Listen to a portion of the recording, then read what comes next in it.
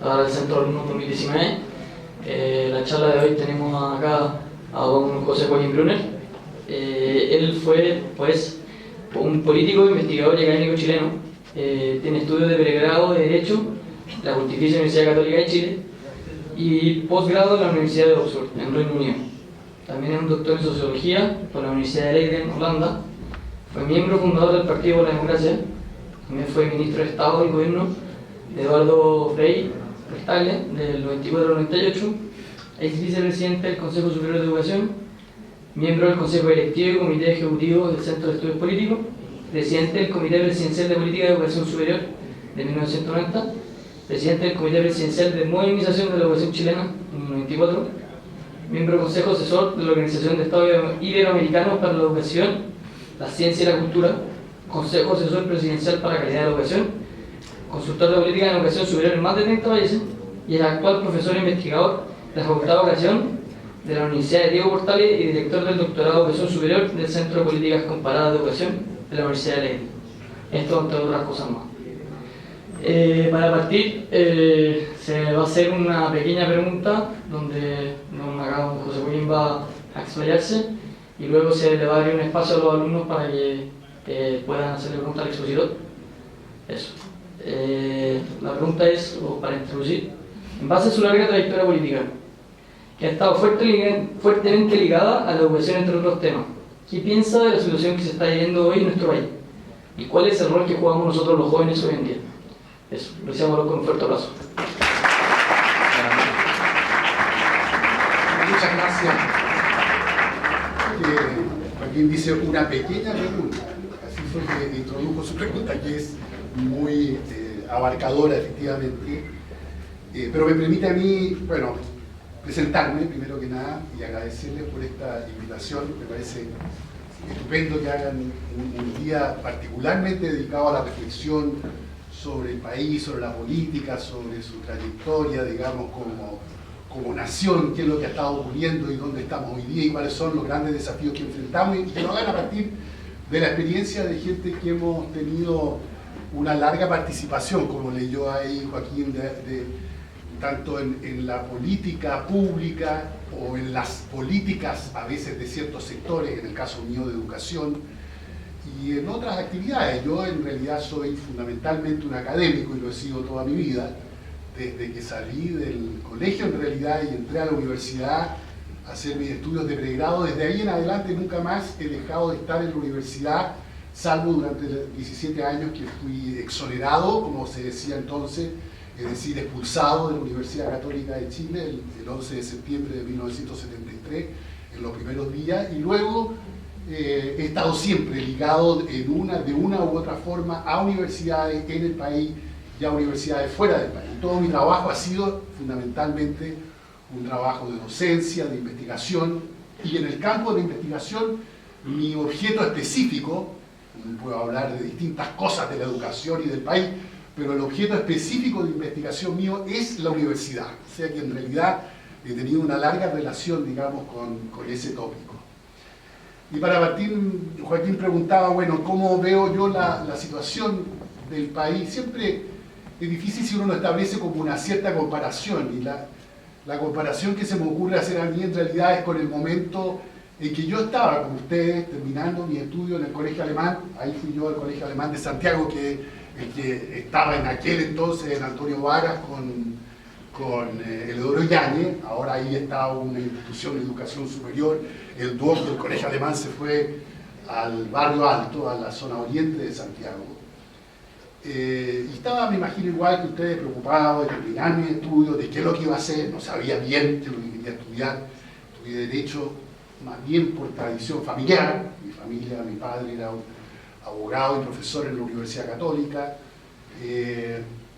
Siempre se me dijo desde pequeño, en ese sistema que me muestra que es una sociedad bastante más tradicional, que ahora se me dijo siempre, bueno, tú te gusta leer y te gusta discutir, entonces seguramente vas a querer estudiar Derecho como tu padre. Y me pareció que en realidad, dentro de la ambigüedad de no tener una clara definición de qué es lo que realmente quería estudiar, me fui a estudiar Derecho. Me di pronto cuenta de que en realidad el estudio del Derecho me interesaba enormemente y que era un estudio en realidad muy estimulante desde el punto de vista intelectual y cultural, porque mezclaba tantas cosas que a mí me interesaban, pero no me imaginaba a mí mismo como abogado en el futuro. Y de hecho, a lo largo del tiempo fui evolucionando y luego mis estudios propiamente, digamos, académicos y universitarios fueron en el campo de la sociología, aplicada a la educación, pero de sociología, y en eso es lo que he trabajado. Como sociólogo es que he trabajado a lo largo del tiempo, y por cierto es que entre medio de la sociología y de la preocupación por el país he tenido actividad en el plano político y en organismos públicos de todo tipo, y eso podemos conversar más adelante. Entonces digo yo, cuando trato de pensar qué es lo que puedo decir yo de la situación del país, cómo la vivo y la veo yo, en realidad es comparativamente con lo que era el país en el momento en que yo estaba, como ustedes, sentado así en un auditorio en mi colegio. En realidad lo que más me impresiona es la enorme mayor complejidad que tiene la sociedad hoy día chilena respecto de lo que tenía la sociedad, les digo, a comienzos de los años 60, que es cuando yo estaba terminando mis estudios del colegio alemán.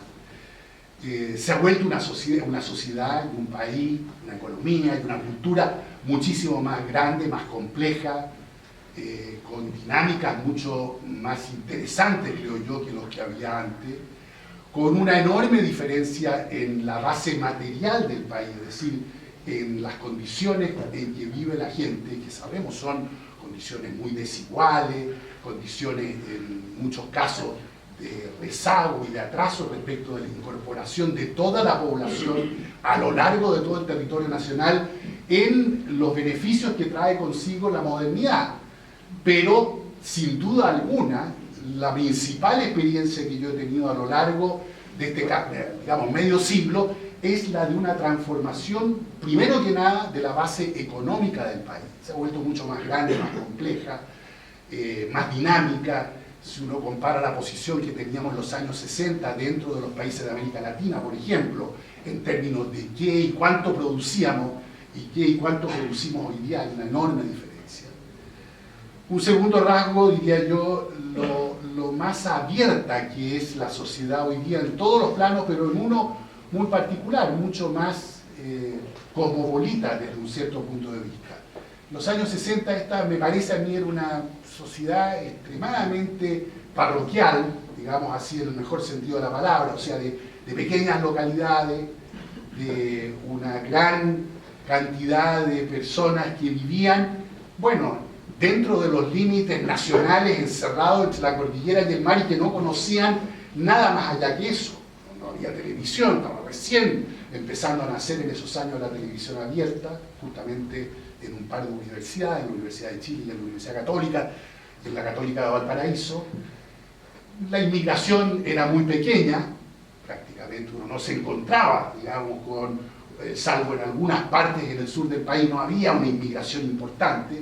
Y hoy día ustedes ven un porcentaje ya de nuestra población significativo, son personas que han venido de Perú, de Bolivia, de Colombia, de Venezuela, ahora último, de Haití.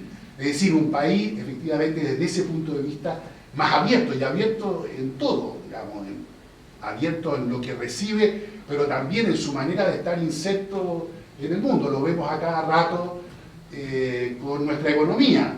Nuestra economía fluctúa y a veces está muy bien y otras veces no está tan bien.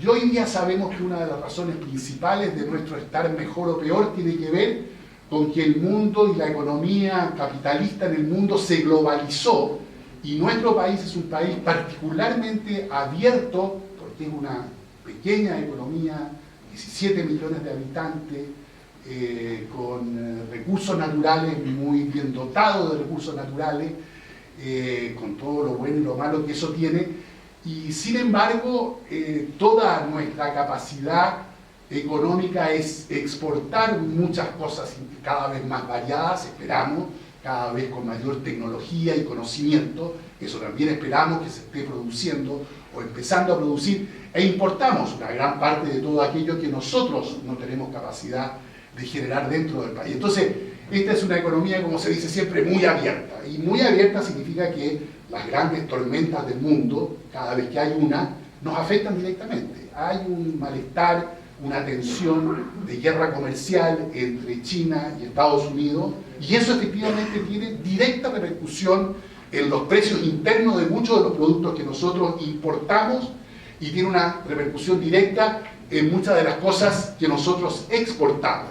Cae la demanda de cierto tipo de bienes, bajan los precios de cierto tipo de recursos que nosotros exportamos, etc.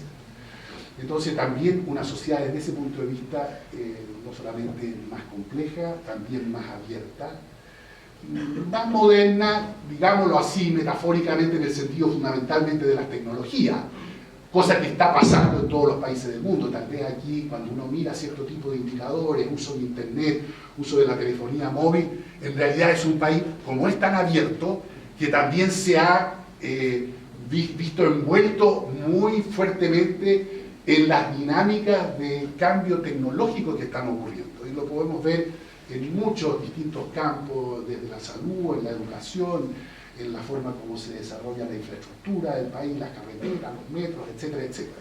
Sí, un país que también, desde ese punto de vista, se ha puesto, digamos, en una situación de que toda su población empieza a participar de estos procesos tecnológicos, lo cual significa conexión con el mundo, por un lado, pero significa todos los otros efectos que conocemos: velocidad en las comunicaciones, problemas con la privacidad de las personas, que muchas veces ahora es muy difícil de proteger frente a las redes sociales, etc.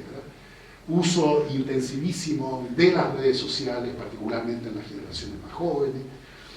En fin, tenemos ahí toda una nueva situación que repercute muy fundamentalmente en la cultura. Cuando yo pienso otra vez en la cultura de los años 60, con su carácter más bien rural en el país, de lenta comunicación, muy poca información del exterior, las personas que podían viajar afuera del mundo, que hoy día son millones, basta ir al aeropuerto cualquier día y uno se da cuenta cómo se ha abierto desde ese punto de vista al turismo internacional el país, tanto en gente que sale como en gente que entra. Y yo pienso en la generación de mis padres y en la mía al comienzo, viajar era una epopeya, es decir, viajar a Europa.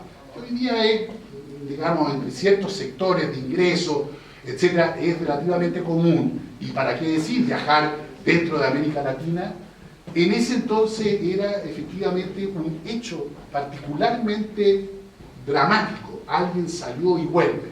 Nosotros celebrábamos a los padres en aquella época cuando se iban afuera, siempre por viajes muy largos, porque como había que ir básicamente en barco a Europa, entonces había una larga salida y el retorno era 3 o 4 meses después. Íbamos todos a buscar a la familia y se reunían en el aeropuerto. Digamos, unos ritos que tenían que ver con la escasez de ese tipo de bien que es el bien del turismo contemporáneo, que hoy día es completamente masivo, como es muchas de las cosas. O sea, el consumo se ha masificado, la cultura se ha vuelto mucho más amplia, y ahí toco con un tema que, claro, particularmente me interesa a mí, que es el de la educación. Piensen ustedes que cuando yo salí, digamos, yo estuve en el colegio, en la educación secundaria, que ahora llaman ustedes la educación media, cuando 17 de cada 100 jóvenes íbamos a la educación secundaria. O sea, 17 de cada 100 jóvenes entre, no sé, 12 y 17 años, lograban ingresar a la educación secundaria. Y luego a la universidad íbamos 5 de cada 100 jóvenes.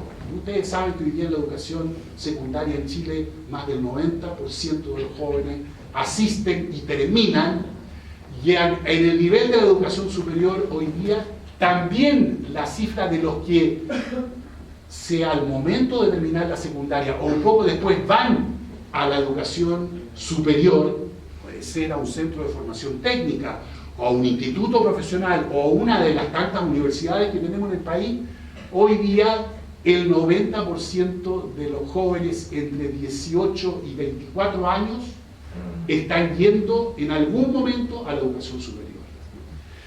Eso, en realidad, si ustedes me dijeran, bueno, ¿y qué es lo que distingue como lo principal el principal cambio en esta historia larga que usted nos está contando de cerca de medio siglo, un poco más de medio siglo, yo diría la transformación material del país, del bienestar material de las personas, de los grupos, de las familias, de las clases sociales, y por otro lado la gran revolución educacional. O sea, el hecho de que hoy día, cuando yo fui a la universidad, habíamos, no sé, 60.000 alumnos en todo el país. Imaginen ustedes, hoy día hay instituciones de educación superior que tienen una sola más de 60.000 alumnos. Hoy día tenemos en la educación superior 1.200.000 alumnos. Eso significa que cada año entran al mercado laboral alrededor de 150 a 200.000 nuevos profesionales y técnicos. Cosas completamente inimaginables. Si alguien hubiese dicho en aquel entonces, cuando yo estaba en la edad de ustedes, va a llegar el momento en que todo el mundo va a ir a la educación superior, bueno, eso era considerado una herejía, o era una posición ultrapolítica de algunos grupos en la izquierda. No era. El sentido común era, mire, eso es imposible. En ninguna parte del mundo eso ocurre, y de hecho entonces no ocurría en ninguna parte del mundo. El país más avanzado en su educación superior, que era Estados Unidos, estaba todavía por debajo de lo que hoy día tenemos nosotros en términos de matrícula en la educación superior. O sea, se ha producido un movimiento grande en muchos países del mundo, y Chile muy aceleradamente. Entonces, concluyo yo en esta primera fase para que podamos conversar, porque creo que esa es la parte más interesante que podemos tener y aprovechar de esta mañana.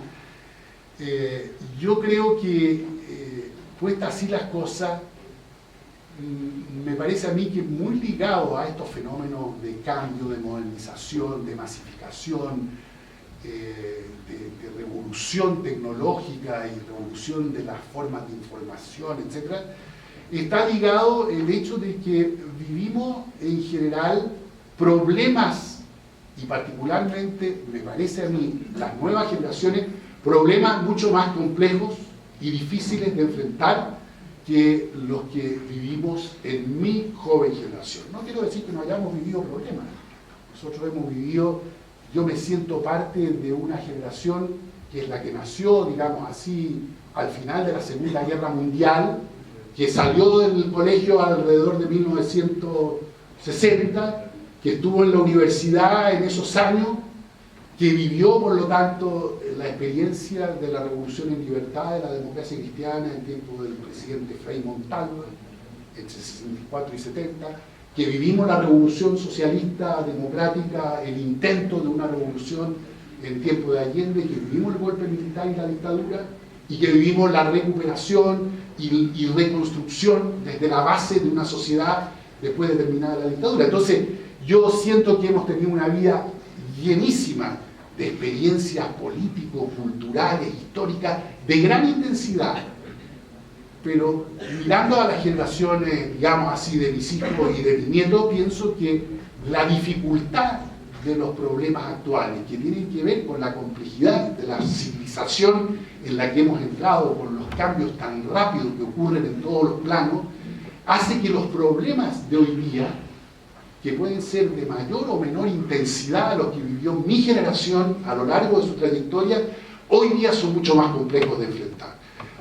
Pongo un par de ejemplos. Un ejemplo claro es lo que pasa con el conocimiento. Cuando yo estudié en el colegio, luego en la universidad, nuestro sentido común era que el conocimiento era algo relativamente fijo y estable. Que uno estudiaba algo en el colegio y luego algo en la universidad que iba a durar por mucho tiempo, que no iba a cambiar, que ahí estaba esto, el conocimiento era algo que había venido siendo producido por cientos de años. Estamos hablando básicamente del tipo de cultura a la que pertenecemos, la cultura occidental, con su tipo de escolarización y su tipo de universidades que existen ya hace 9 siglos, y eso era, el acumulado de todo eso era lo que nos transmitía el colegio y la universidad.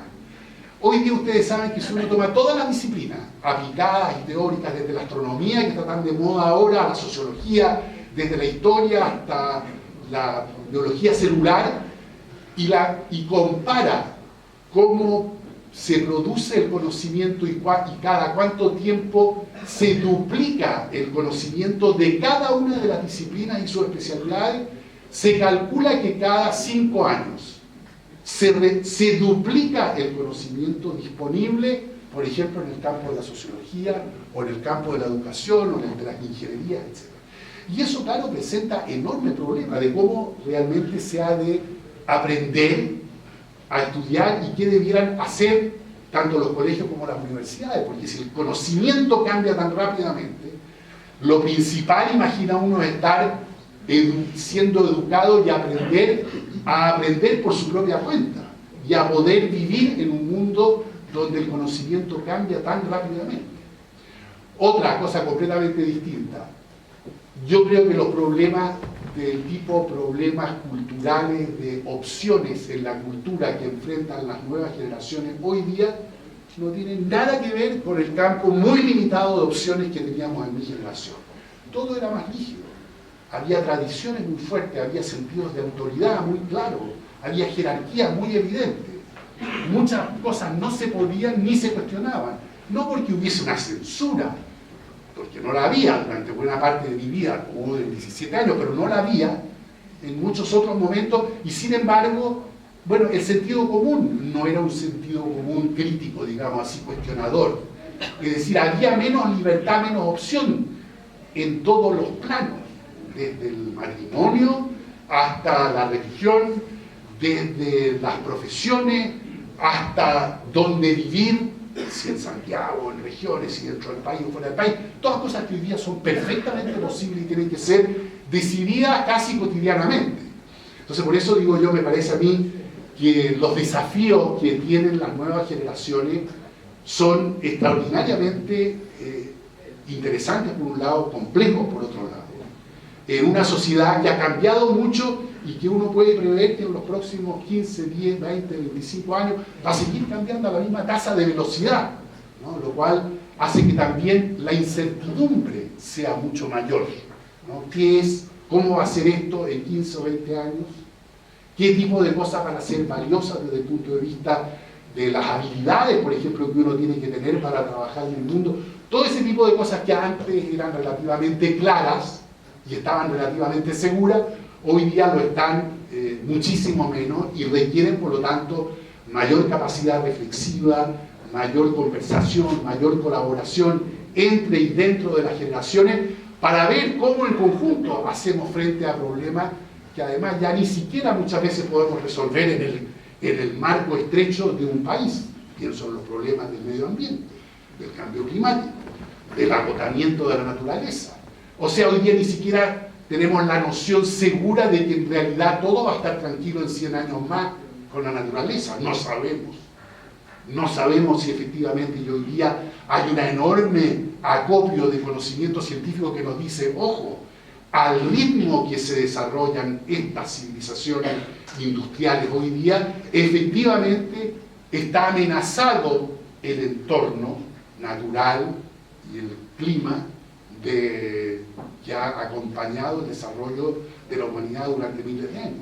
O sea, son problemas de una magnitud y que requieren, digamos, un compromiso en todos los planos, también de los jóvenes, ir más allá de la tarea, del trabajo específico, del buen cumplimiento de las prácticas escolares, que requiere efectivamente unos grados de maduración cultural que yo creo que va a ser como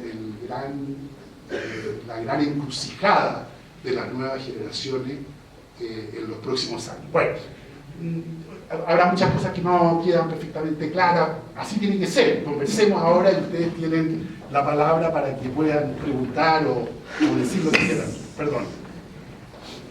¿Se abre el espacio para preguntas?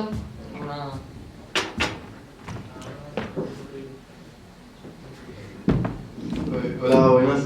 Me gustaría saber, a su juicio, cómo ve el conflicto que ha habido este último año del Colegio de Profesores y también del Instituto Nacional, y también qué opina de cómo han actuado las distintas autoridades, como el alcalde Alessandro o la ministra Cubillo, y si cree que al final la gestión que ha hecho el gobierno ha sido la óptima para solucionar esto.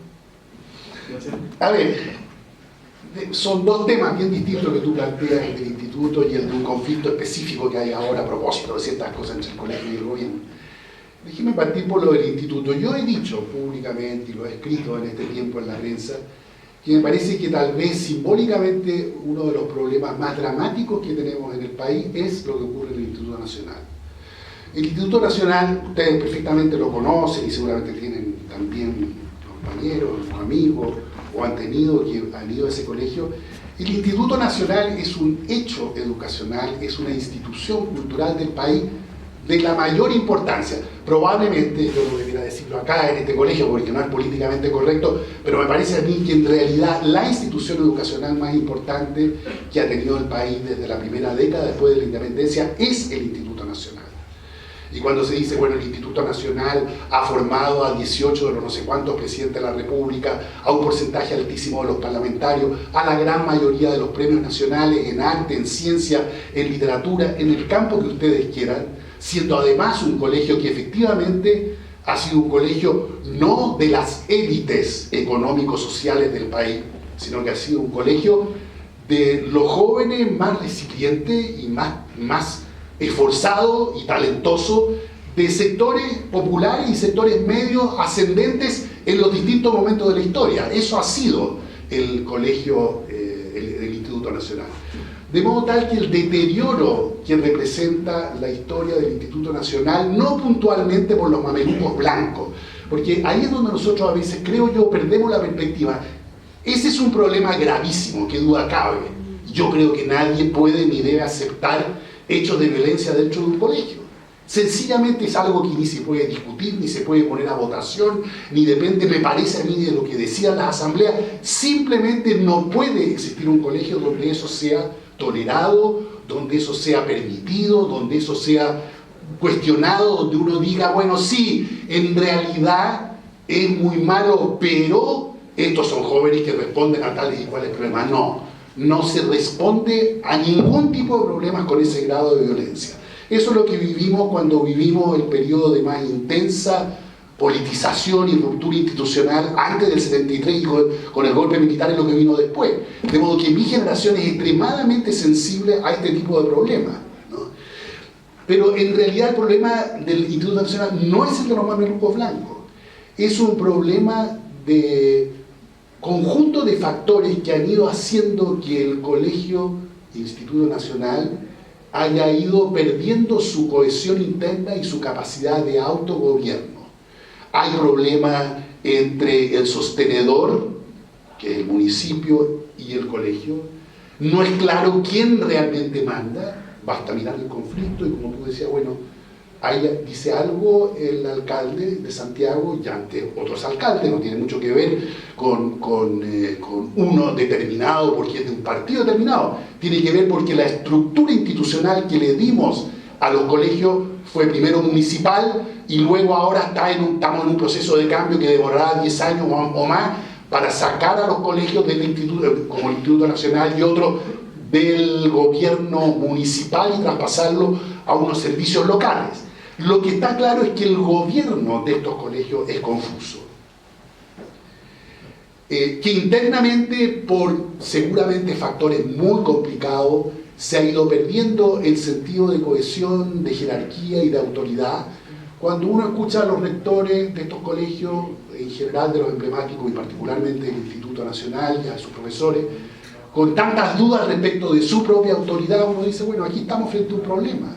O sea, si los propios profesores no creen en su autoridad, estamos en los colegios ante un problema gravísimo, ¿no? Y yo cuando digo autoridad, no digo ninguna cosa que tenga que ver con autoritarismo, con verticalismo, con no escuchar, con no tomar decisiones maduradas que tengan legitimidad dentro de la comunidad escolar, etcétera, etcétera, etcétera. Pero que tiene que haber estructura, que tiene que haber un cierto orden, que tiene que haber una jerarquía y que los roles son distintos de los estudiantes y de los profesores y que los profesores no podemos abdicar y decir sí, en realidad porque estamos viejos y porque tenemos otra experiencia de vida no tenemos nada que hacer ni que decir frente a estos jóvenes que sí tienen por delante la vida y que tienen sus propias experiencias y nosotros sometámonos a los jóvenes. A mí no me parece.